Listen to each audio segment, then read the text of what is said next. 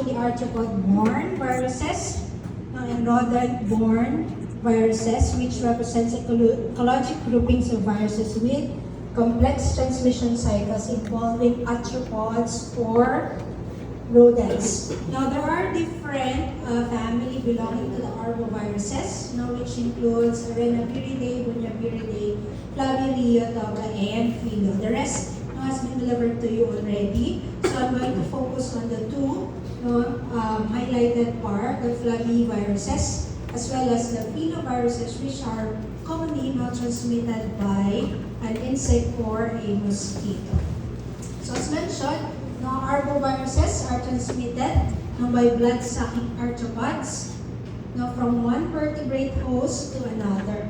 And the vector acquires a lifelong infection through the ingestion of blood from a viremic vertebrate. So that's how the cycle would go. The vector would suck back blood from the infected individual vertebrate that then transmitted to another person. It multiplies in the tissues of the arthropod without evidence of disease or damages.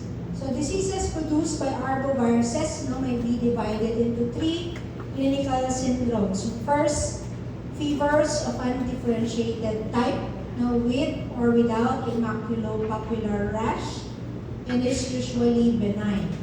The second one is when it becomes more severe presentation, as patients will present with encephalitis, and this, when happens, often would have a high case fatality rate. And more commonly, what we see here in our country are hemorrhagic fevers, like the dengue, hemorrhagic fever, which at times can be severe and fatal if not treated early on. So these are the major arboviruses worldwide. They have the yellow fever, the dengue, Japanese bee encephalitis virus, St. Louis encephalitis. So this viruses depends, or its name is actually dependent on where was it discovered, or where it is commonly seen. Then you also have the tick-borne encephalitis, and then the West Nile and the sandfly fever. So as mentioned, I'm just going to focus on the Flaviviridae part, which consists of about 70 viruses. They are single-stranded, positive sense RNA genome, and again, transmitted by mosquitoes. It's either a mosquito, a tick, or a rodent, or in bats. Okay? Now, take note that hepatitis C belongs to Flaviviridae family, but it's not an arbovirus, and it's not transmitted as well by an insect, or it does not have a vector. Okay?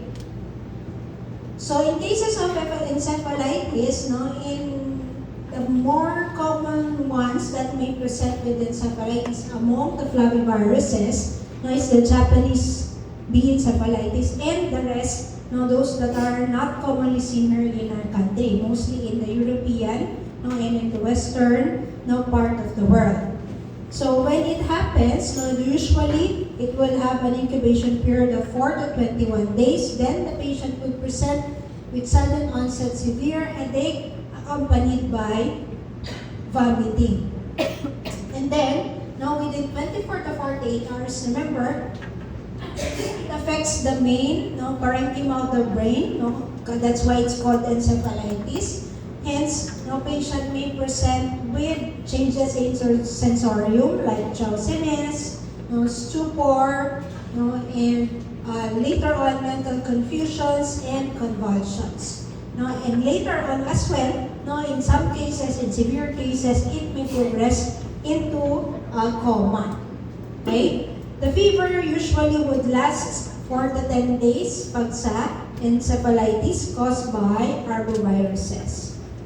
Now, yellow fever virus, we'll start with this one. It causes an acute febrile mosquito-borne illness that is more common in the tropics and subtropics of Africa and South America.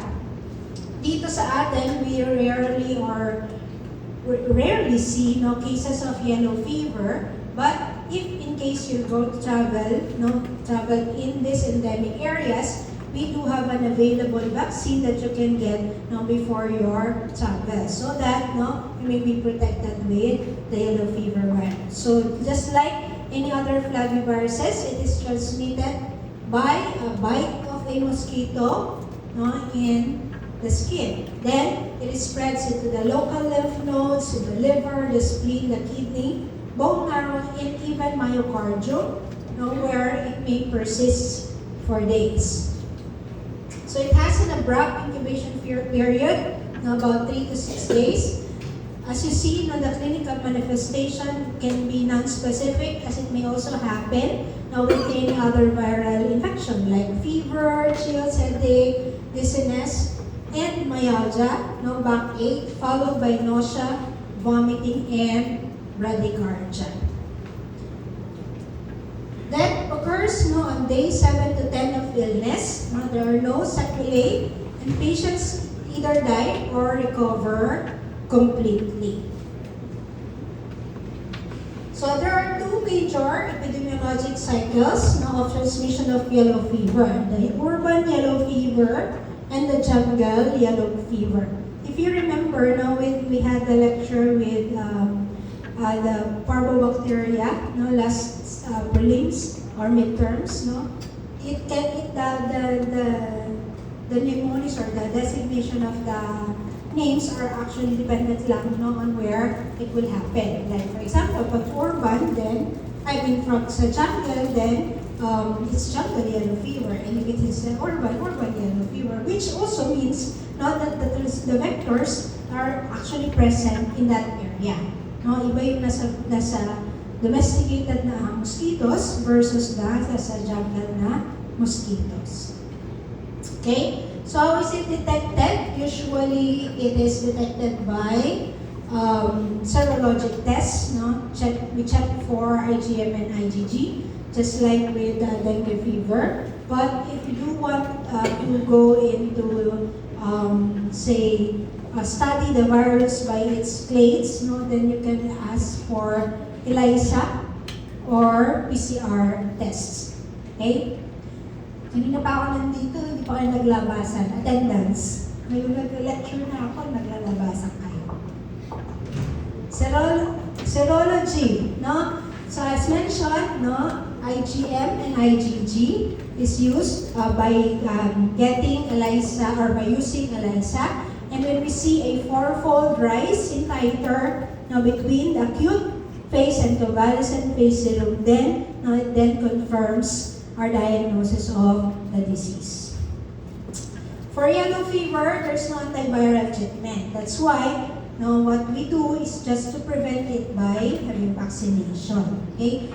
Just like even with when we compare it to malaria, walang prophylaxis or medical prophylaxis that we can take. Just like with malaria, we can take anti-malaria drugs before you go to the area na endemic doon. But with yellow fever, wala. So the only way is to prevent it by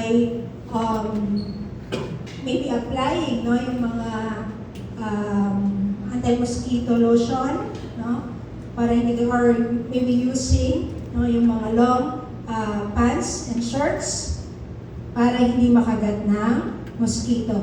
Now, unlike dengue fever, yellow fever will not have yung time of the day that when they usually would bite.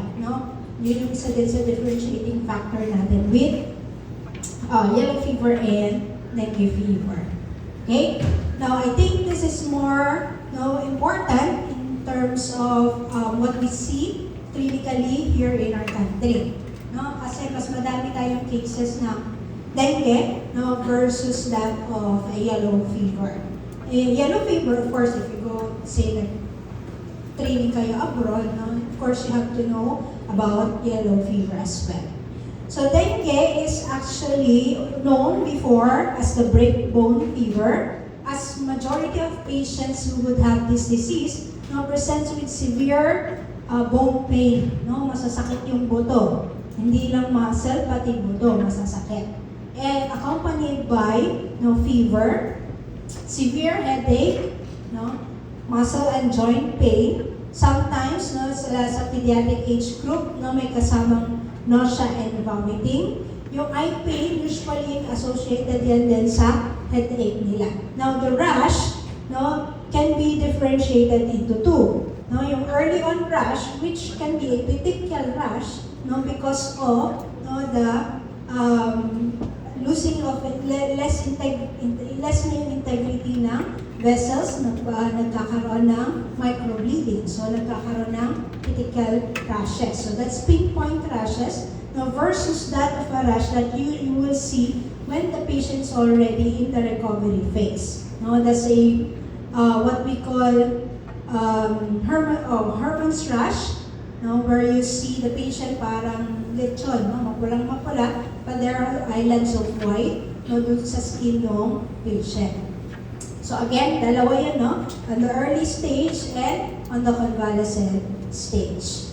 Okay? So dengue viruses are distributed worldwide in tropical regions, and it is transmitted by a day-biting Aedes aegypti and Aedes albopictus mosquitoes. Okay, so it has 4 serotypes, the dengue 1, 2, 3, and 4. And the first infection with one of the serotypes is usually non-severe. Actually, hindi nyo siya mapapansin na nagkaroon na pala kayo ng dengue, not until you get bitten again by a mosquito with another serotype. That's when you see the classic symptoms of dengue. Okay? So, second infection with one of other serotypes may cause severe dengue. So, with dengue hemorrhagic fever, the key pathological feature is increase in vascular permeability. That's why also, again, as mentioned, you'll have patients presenting with petechial rash as there's plasma leakage as well into the interstitial space associated with increased levels of vasoactive cytokines. Now, take note, pag dengue hemorrhagic na yung pasyente natin, kasi may tayong by WHO categorization, there are two, yung before na category, dengue fever syndrome and dengue hemorrhagic fever. Kasi kinategorization as those patients already presenting with bleeding versus those who do not present yet with signs of bleeding. But the latest categorization is just, you can write dun sa ating diagnosis, dengue with or without warning signs. And if it's dengue with warning signs, you write whether it's severe or moderate. Okay? And merong categories yan, clinically. Alright, so this is the course of dengue illness. Now, it starts with the febrile phase, then the critical phase, and lastly, the recovery phase. Now, take note that during the first few days of illness, you'll have rise in temperature, high-grade fever up to 40 degrees. The potential issues at this time is dehydration as the patient is having increased vascular permeability. Therefore, the fluids seeps out of the vessel, nandun siya sa tissues. So, clinically, the patient is dehydrated. Kaya, at this point as well, very important for us to give hydration. Whether it's an oral hydration solution, if the patient can take it in, because remember, may signs ng vomiting, yung patients with dengue as well. So kung talagang nag-vomit na nag-vomit, we have to admit the patient and give IV hydration. Okay? Now, in this phase as well, you see the changes in laboratory findings as the platelet is still normal, but the hematocrit now is starting to rise. Bakit nagkakaroon ng increase ng hematocrit? Kasi, ano ba again ang definition ng hematocrit? Anong definition ng hematocrit? Or what do you measure pag nagre-request kayo ng hematocrit? Is it the plasma or the blood or the cells component of the blood? Na? Anybody? Wala pa yung attendance? Nasaan na? So it's the percentage of RBCs, no, in the blood. So ba't magtataas yung RBC, no, kapag nasa initial phase tayo ng, or the febrile phase ng dengue? Kasi balik tayo sa pathophysiology, which is increase in vascular permeability, lalabas yung fluids, kaya pag nag-draw ka ng blood, walang masyadong fluids, pataas ang level ng hematocrit. Yes? Okay. So, at this point also, the patient would still have a normal platelet, can still have a normal platelet count, but no, on day 2 to 3, no, starting to drop even abruptly. No, biglang baba yung platelet count nila. Again, no, pwede because of consumption or no, because kasi nga mayroon kang microbleeding, pwedeng nagagamit yung platelet, and also no, part ng pathology ng dengue virus. Okay? So this is during the time that you have viremia. And then balik tayo no, sa immunology, no, pag nasa latter part na yan, no, that's when your adaptive immunity also starts to work.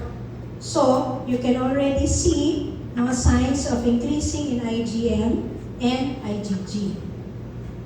Okay? Now, during the critical phase, no, kapag hindi na-handle yung mabuti yung patient, no, it could progress into shock kung hindi na-replace yung fluid. Plus, no, meron kang dehydration plus bleeding, then no, talaga mag-contribute yun in your patient's demise. Okay? And then the last part is the recovery phase. As you see here, there's already resorption of fluids back into the intravascular space. So meaning, yung mga lumabas sa tissues, babalik na yun intravascularly. Therefore, pwedeng magkaroon ka ng fluid overload kung hindi na tighter yung fluids. Kung halimbawa, maintain mo pa rin siya, and the same fluid nung dehydrated siya, plus yung resorption ng fluid back again into the intravascular space, then you'll have a patient with fluid overload.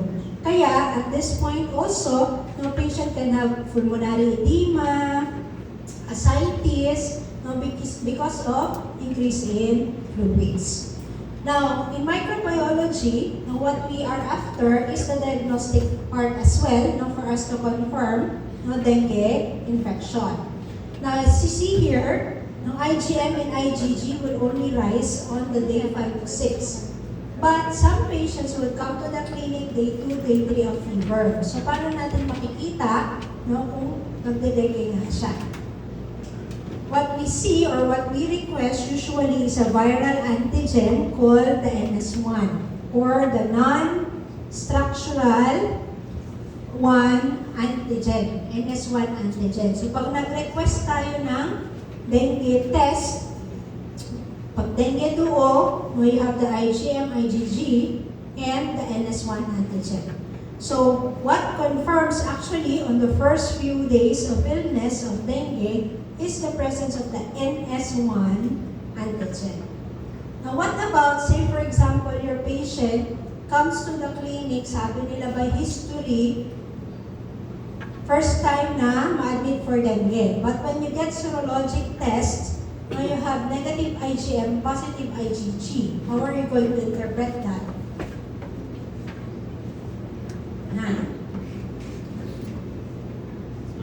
Pag negative IgM, positive IgG, pero first time daw by history, nagka-dengue. By history. So, paano nyo in-interpret? Pero na-admit, no?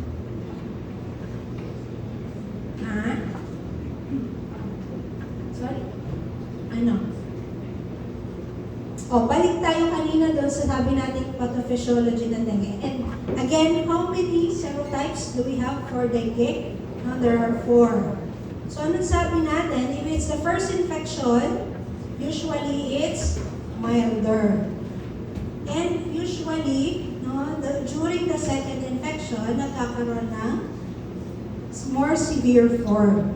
So meaning to say, if especially on the first few days pa lang yan, wala pang 14 days na nagkaroon ng sakit, nag-positive na agad yung IgG, that means it's probably most likely the second dengue or third dengue of your patient. Kaya din siya na-admit. No? Kasi remember, pwedeng hindi mo naman alam na nagka-dengue ka because the first episode can be milder. Okay? Parang feel mo lang, nakasipon ka, nagkalat na, sumakit ulit, and after a day, okay ka na. But, during the second dengue, that's when you'll experience this different signs. So again, this is how the course of dengue virus would happen as it begins in 4 to 7 days or 3 to 14 days of incubation period, followed by the viremic phase and the critical and recovery phase. Now take note with dengue fever, we describe the fever as saddleback form. Why? Because during the first phase, tataas yun. Then, it would drop to a normal temperature. And then, suddenly, mukhang okay na yung patient, she will have or he will have again another episodes of fever, whether it's low grade or high grade.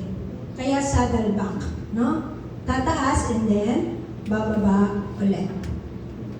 Okay? So, as mentioned earlier, this is the current classification of dengue, as issued by the World Health Organization.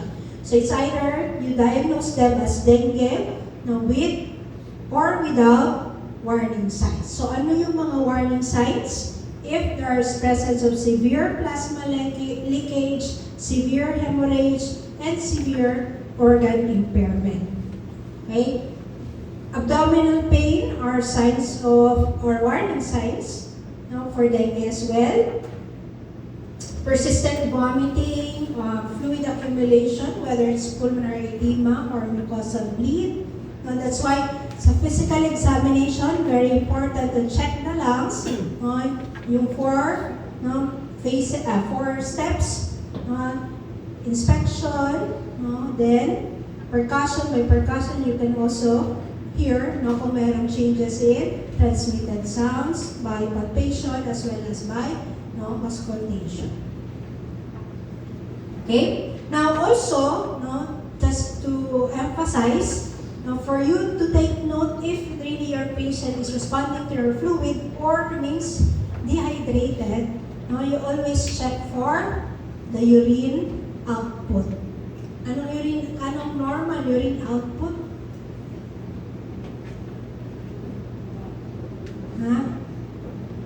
Hindi pa ba yung naturo sa fisyo? Ilan? The normal is? Madali lang yung tandaan. As 1 cc per kilo per hour. So pag less than that, actually pag medyo pag dengue, we still consider yung 0.5. But as much as possible, you have to have 1 cc per kilo per hour of urine output. Okay? So for example, your patient is 60 kilograms, kailangan makauwi siya ng 60 cc in 1 hour. Okay? So yan ang indicator natin ng hydration. Kahit wala pa kayong tinetest na CBC, wala pa kayong tinetest na urinalysis, by urine output pa lang, dapat alam nyo na kung dehydrated or not yung patient. And pag walang urine output in the first within 6 hours, you have to hydrate your patient. You do fluid resuscitation. Okay? So this is what I'm telling you about earlier. As you can see here, the NS1 antigen is the first one that can be used to confirm diagnosis of dengue. And then the IgM will start to rise from day 4 to 6. And then IgG from 2 weeks of infection, and then it may persist. Okay? Kaya may cases tayong nakikita, as I told you earlier, positive yung IgG, negative yung IgM. So pag halimbawa naman, parehong positive yung IgM and IgG, how are you going to interpret that? Pag-request natin, day 3 of fever, your patient is positive for NS1 antigen, positive for dengue IgM and IgG. So, anong interpretation natin doon?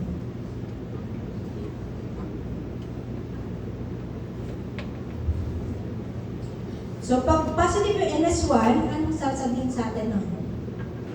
Does it confirm infection? Yes or no? Yes. Pag may IgM siya, does it confirm acute or previous infection? Acute. Eh kung may IgG siya, acute or previous infection?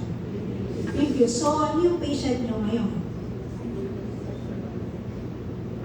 Pwede, second time ulit niyang nagka-dengue kasi may previous infection siya and meron siyang infection ngayon na ongoing. Okay? Kasi again, you look into when the antibodies would rise. Kasi yun lang yung meron pa tayo na test for dengue currently. Kaya yun yung una natin chine-check. But the NS1 antigen, early on pa lang, it corresponds as well to the viremic phase. Kasi nandun pa yung antigen ng virus. Pag sa latter part na, as you see here, ito yung viremic phase. It can happen from day 1 to day 4 of illness. So ito yung window period that we should check for the NS1 antigen. And if it is positive, there are journals that would say also, it would indicate that the patient can have a more severe form of infection of dengue. Okay? Kaya, pag yung NS1 antigen, pag nakuha nyo yung patient on day 4 to 6, sometimes it will be negative na. Okay? So again, now you have to correlate it with your patients. Okay? Kailangan matandaan yan hanggang sa board exam para palagi tayong top 1. Ha? Okay? Sige. Alright. So, yeah, the RT-PCR can detect dengue virus during acute phase and then serology within a few days of illness. And then, other laboratory findings is thrombocytopenia. Now, we say that the patient could probably have a dengue once that platelet count is below 150. Okay? And hemoconcentration, which is indicated by increasing hematocrit level. Leukopenia, as the WBC is being used up, kaya mababa yung WBC din. Increased SGPT, as the virus may also have an effect in the liver. Sometimes as well, it would swell, kaya yung patient nyo may right upper quadrant pain.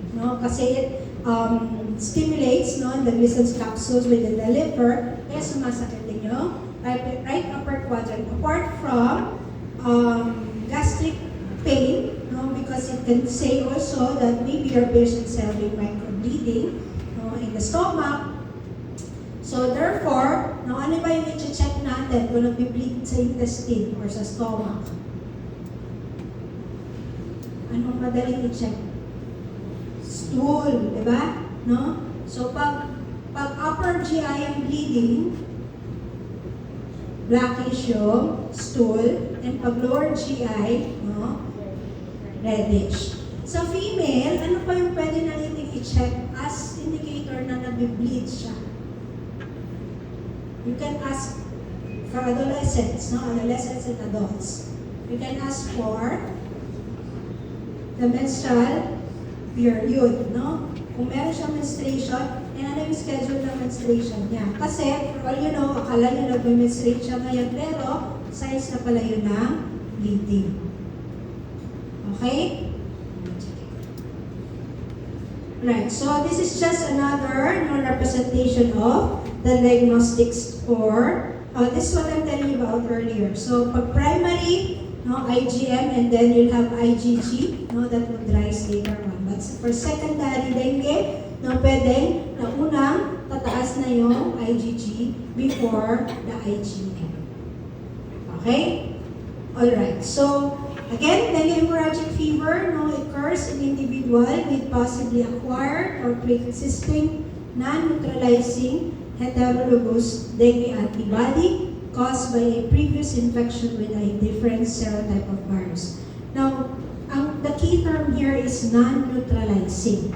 Kasi you can have non-neutralizing antibody on the first episode of dengue. Okay? Ito yung, narinig nyo na yung ADE na sinasabi. Antibody-dependent enhancement. Now, this is also one of a probable reason why some patients with the secondary dengue infection could have higher or more severe form of clinical manifestations. But it's just a theory.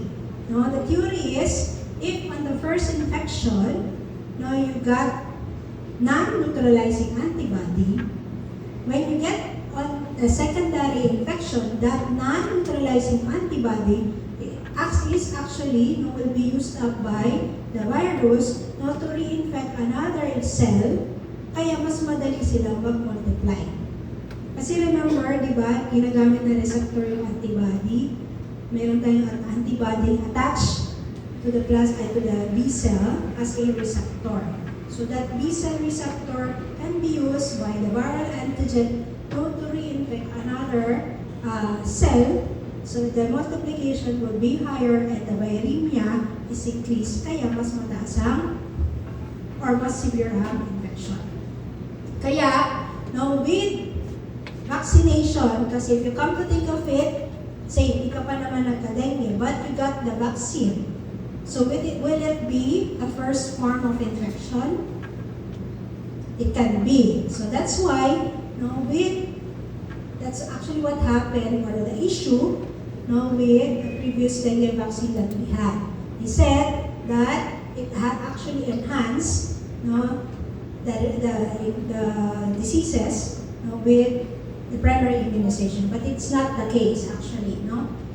What we developed, or the current or the newer generation vaccines, will give us a neutralizing antibody na. So that whenever, whether you got the dengue infection before, or it's the first time upon introduction to the vaccine, you get the neutralizing antibody that will stop the multiplication of the virus. Okay? So, for dengue, management is mainly supportive. For prevention, we have to have the mosquito control as well as the dengue vaccine. So these are the next generation dengue vaccine that we have. Ito yung first generation. It's a live attenuated. It's called the CYD, tetravalent dengue vaccine. In this case, they use the yellow fever as the backbone of the antigen of the vaccine. So meaning, they did a chimeric virus with a yellow fever backbone, tapos yung antigen ng dengue 1, 2, 3, 4 ang inattach sa yellow fever. Okay? So, but with the newer generation vaccines, yung dengue virus 2 na yung ginamit na backbone. Okay? Kaya, yung backbone dengue virus and then inattach yung serotypes 1, 2, and 3 separately as the antigen. In simplest term, yun yung explanation for the difference between the older generations and the newer generations vaccine. Okay? So, as mentioned, pwede din mosquito control. Okay?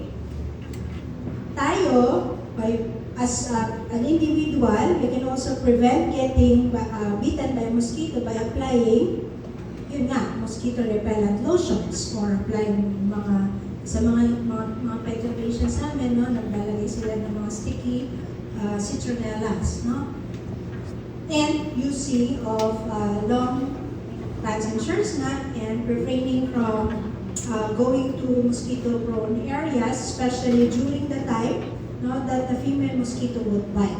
So they biting. Kaya din more prone ang mga infants and children because it's a day-biting mosquito. That's also the time na the children is out and mas madali silang makagat.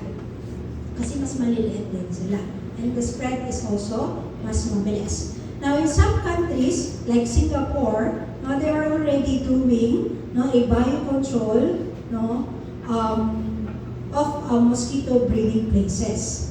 They put this one, the W-mel strain of the Wolbachia, pipientis. So, whenever the mosquito is infected with this one, parang na-sterilize siya, hindi siya nai-infect ng dengue. So, yung sa Singapore, yung mga where yung sewerage would pass, so nilagyan nila yun ng mga Wolbachia pipientis. Okay? Here in our country, I think they're already doing some research in Los Baños with this strain of mosquito pa rin siya, but it's strain na, or the family niya yung Wolbachia pipientis. So pag nag-mate sila ng mosquito na yun, hindi na siya na-infect ng dengue as it is resistant to dengue virus. Okay? Alright, so we move to another flavivirus. Do you have any question for dengue? Dengue virus? Wala pa? Sige. So we move to another flavivirus which is chikungunya. Narinig niyo to? No?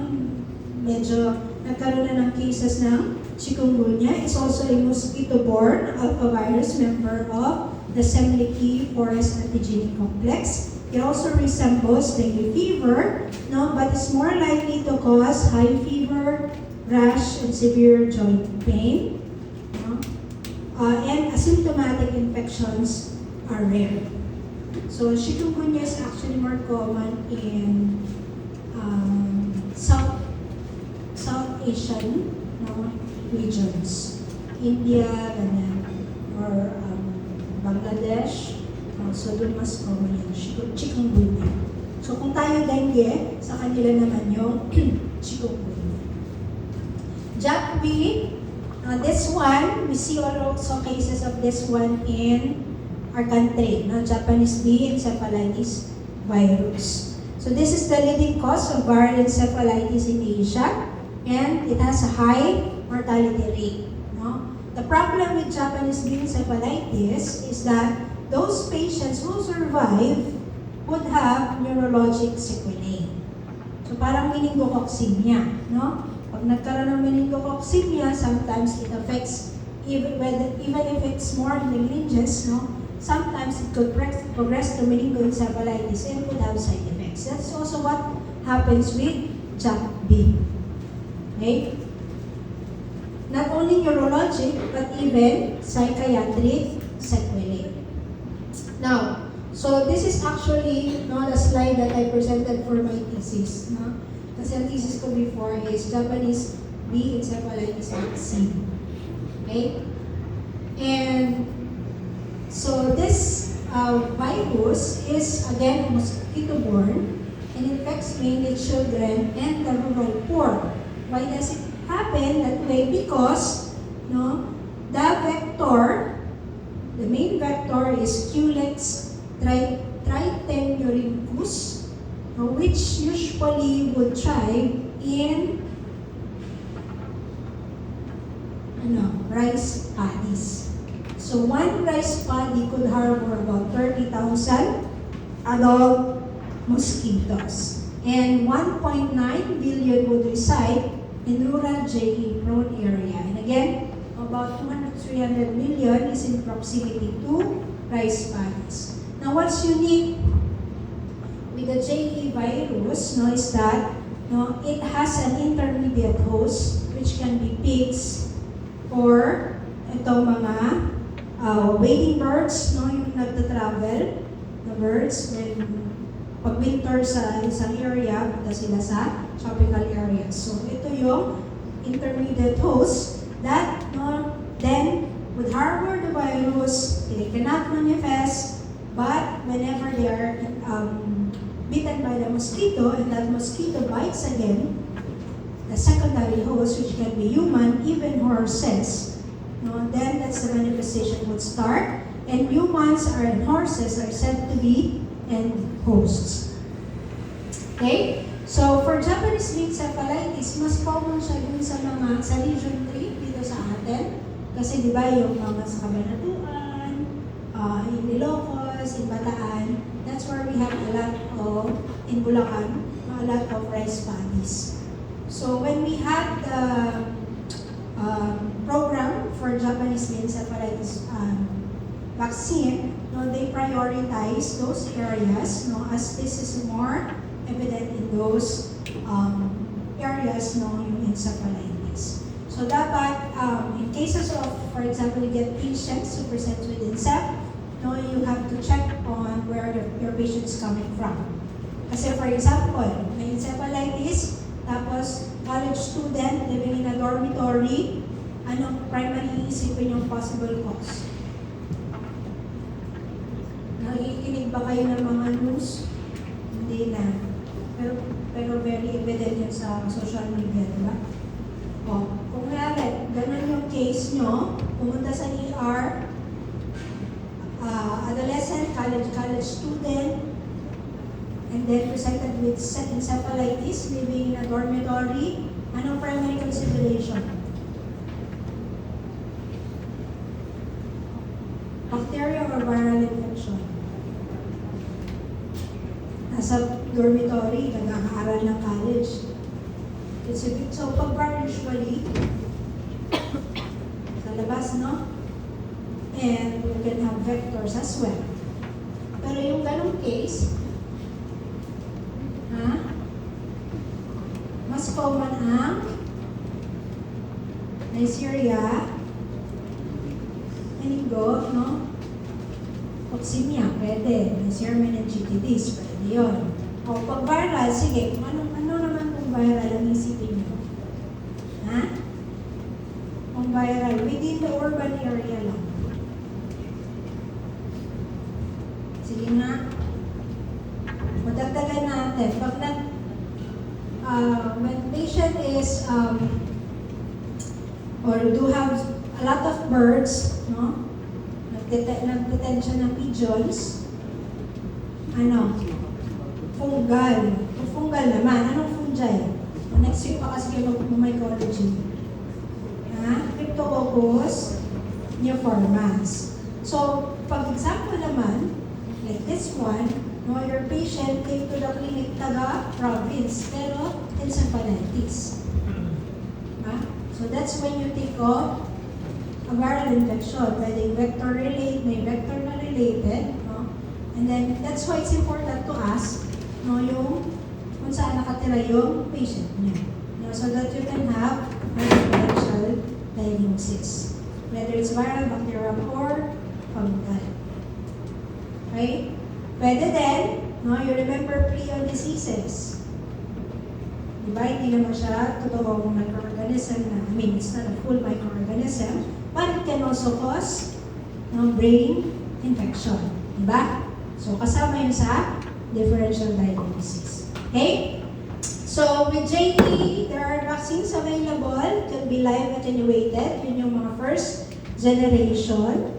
And then, you have the second generation vaccines, which are already inactivated. So, each of these vaccines, no, we developed a second generation inactivated one kasi yung first generation, naging issue din that it was grown in a monkey brain, mouse monkey brain,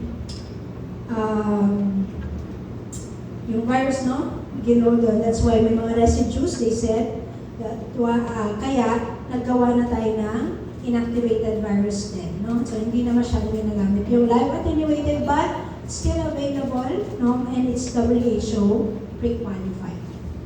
Okay? Well, for amplifying hosts, kasi remember, pigs and birds are intermediate amplifying hosts. So, pwede din silang i-control, no, through the intermediate host. Okay? So next is Eastern and Western equine encephalitis. It's the most severe of the encephalitides. It has the highest case fatality rate, and birds and Culex tarsius mosquitoes are also involved. No? So may mosquito, may bird that are involved in the maintenance cycle of the virus.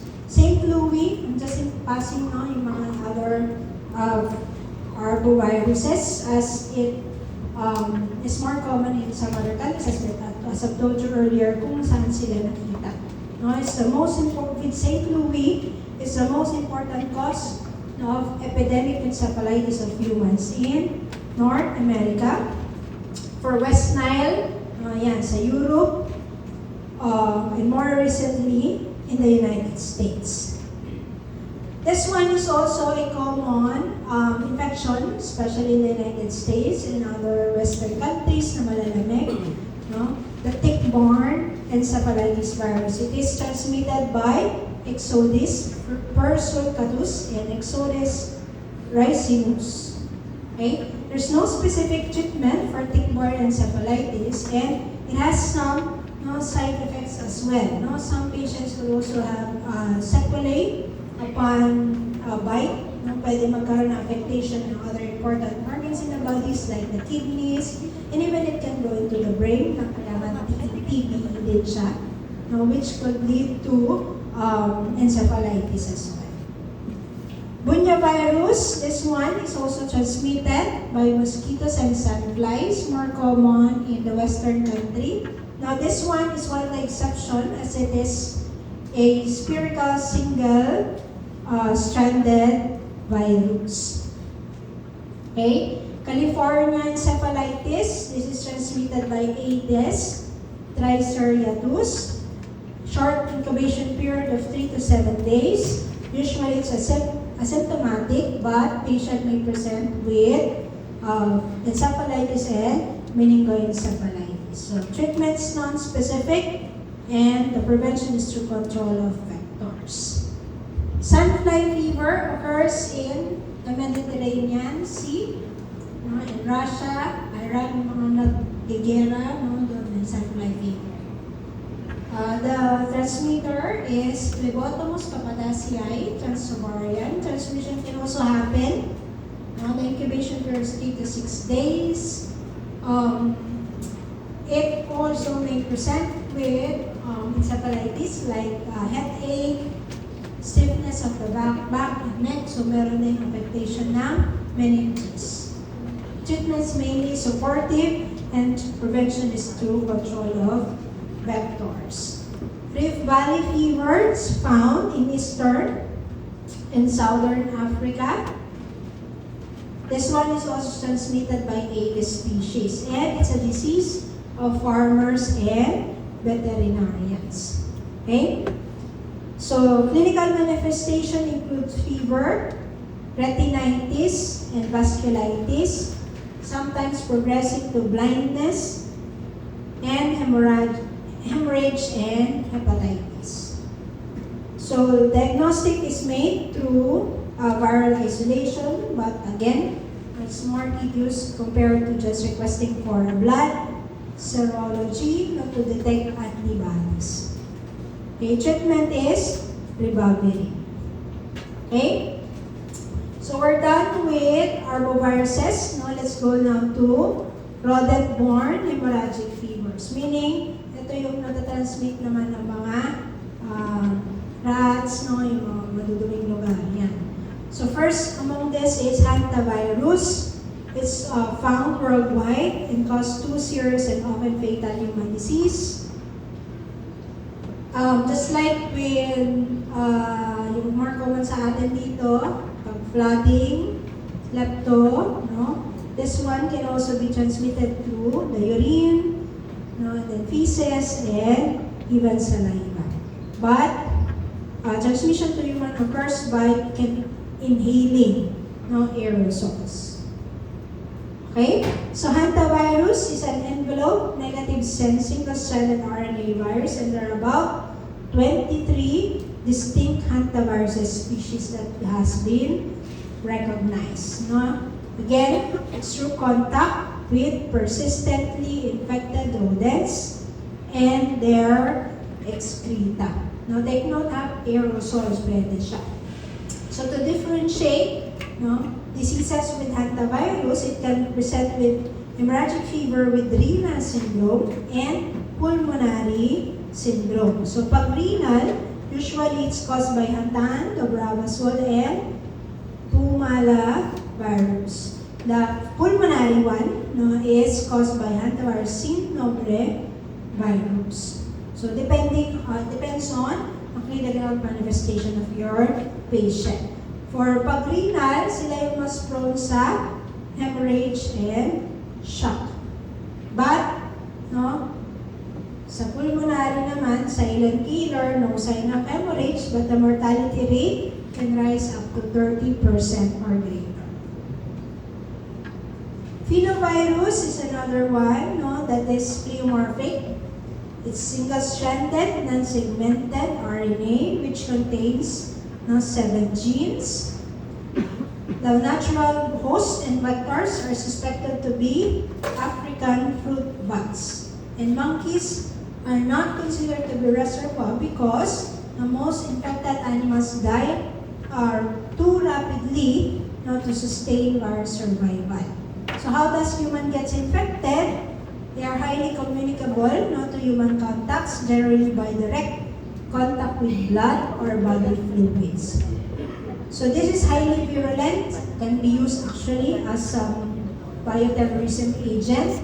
So whenever say you're going to study or research on phenovirus, it has to be in a biosafety lab form.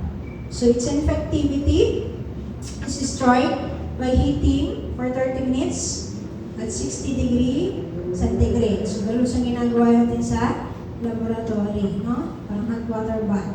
UV and gamma radiation, lipid solvents, as well as bleach and phenolic disinfectants can also destroy these viruses.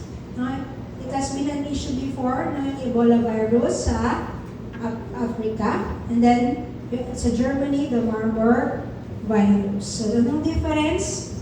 Almost the same signs and symptoms, but you can have shorter incubation period with the Marburg virus, and it's the Ebola that has caused several epidemics in African countries. But both are highly virulent in humans and non-human primates with highest mortality rate. So, ibig sabihin, if you get infected, if a patient gets infected, 90% at most would die. So it's detected by PCR or by ELISA. And treatment, we have to isolate patients as it is the most effective means of controlling disease outbreak and extreme. Kaya nga, di ba, parang naka-full PPE, kung napanood nyo, natandaan nyo ba?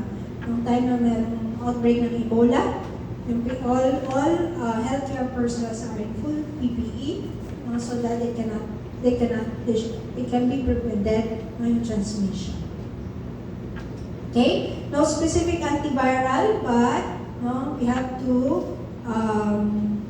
manage the patient to prevent complications, especially in the kidney. Okay? No vaccine yet, but no candidate vaccines are under development. Alright, so that's my last slide for arboviruses. Now, 10 o'clock. The next topic is about hepatitis viruses. So this one, I can also just, this is the reference for arthropod-borne and rodent-borne viruses. The second part, I just uploaded in Moodle, but you have to focus on how are you going to diagnose patients on the different types of hepatitis. As I remember, hepatitis A, hepatitis B, C, D, E, and F. There are different antigens as well. My hepatitis B surface antigen, my hepatitis B core antigen, my hepatitis D E antigen. So So you have to understand those, no, yung different antigens and how it will affect, no, your diagnosis with your patient. Okay? Okay sa inyo yan? Okay. Exam kayo, no? Alright. So I'll just upload the hepatitis video sa Moodle. And then for next week, I'm not sure yet if we're going to give the exam for this one.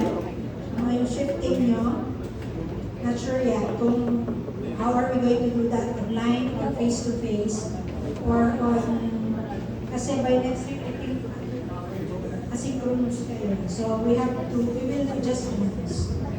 Okay? So again, for section A, no, later on, we'll have